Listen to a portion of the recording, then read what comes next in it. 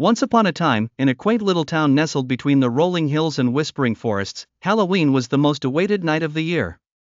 The air was crisp with the scent of autumn leaves, and the moon hung high, casting ghostly glows across the cobblestone streets. In this town, there lived a boy named Leo. Leo was a curious 12-year-old with a love for the mysteries of Halloween. His friend Sophie equally shared his enthusiasm for the eerie and the unknown. This particular Halloween, they decided to venture out to the old, abandoned mansion at the edge of town, rumored to be haunted by the ghost of a cantankerous old man known as Mr. Whitaker. As twilight descended, Leo and Sophie donned their costumes, a vampire and a witch, and set off towards the mansion. The path was lined with tall, shadowy trees, and the wind howled softly through the branches, making the leaves rustle like whispers of spirits.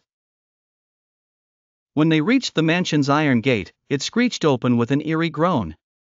The once splendid house lay shrouded in darkness, its tall windows like staring eyes.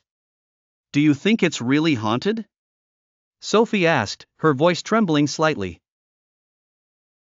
"There's only one way to find out," Leo replied bravely, though his heart thumped like a drum.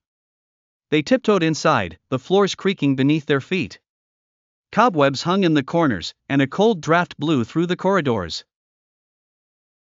They clutched hands. Suddenly, a loud crash echoed through the hallway. Leo jumped when he discovered his costume turned to skeleton costume. Led by sheer curiosity and a shared sense of adventure, they moved further inside. They noticed something strange moving slowly across the dusty room. "Did you see that?" whispered Sophie, her eyes wide with fear. They all had, and an undeniable chill ran down their spines. Determined to uncover the truth, they crept closer.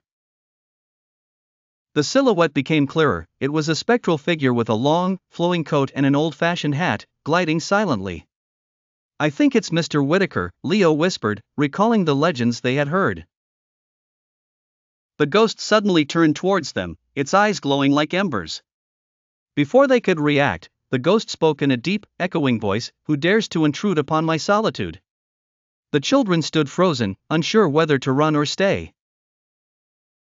Then, to their surprise, the ghost let out a hearty laugh. "Fear not, young adventurers, for I mean no harm," said Mr. Whitaker's spirit, his demeanor softening. "I merely wish to share the stories of this house. It's been too long since anyone visited."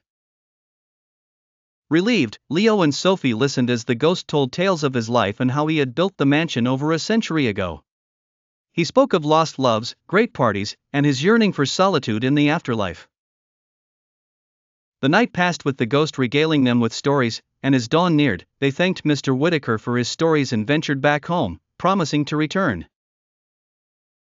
From that Halloween on, Leo and Sophie always visited the mansion, where the stories of Mr. Whitaker made them not only tremble at first but also smile as they learned more about the intriguing past of their little town.